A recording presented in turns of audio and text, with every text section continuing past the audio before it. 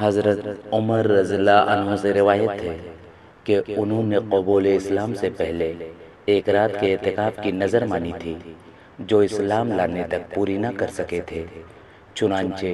انہوں نے نبی صلی اللہ علیہ وآلہ وسلم سے مسئلہ دریافت کیا تو آپ صلی اللہ علیہ وآلہ وسلم نے انہیں اعتکاف کرنے کا حکم دیا۔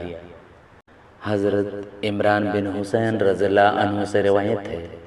رسول اللہ صلی اللہ علیہ وآلہ وسلم نے فرمایا، گناہ کے کام کی کوئی نظر نہیں، اور جس چیز کا انسان مالک نہیں اس کی کوئی نظر نہیں۔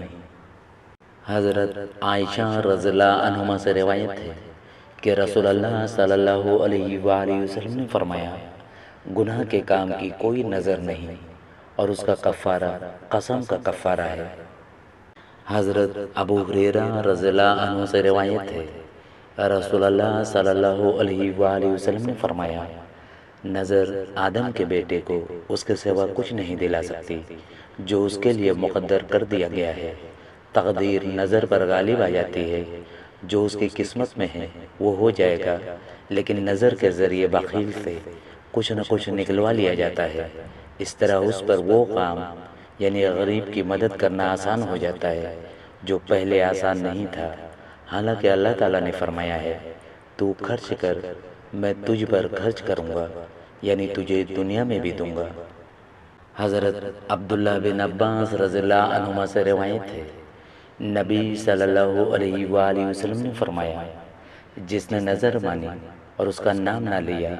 یعنی تعین نہ کیا، اس کا کفارہ قسم کا کفارہ ہے، اور جس نے نظر مانی جسے وہ پورا کرنے کی طاقت نہیں رکھتا، اس کا کفارہ بھی قسم کا کفارہ ہے،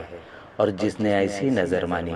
جسے پورا کرنے کی وہ طاقت رکھتا ہے، اسے چاہیے کہ نظر پوری کرے۔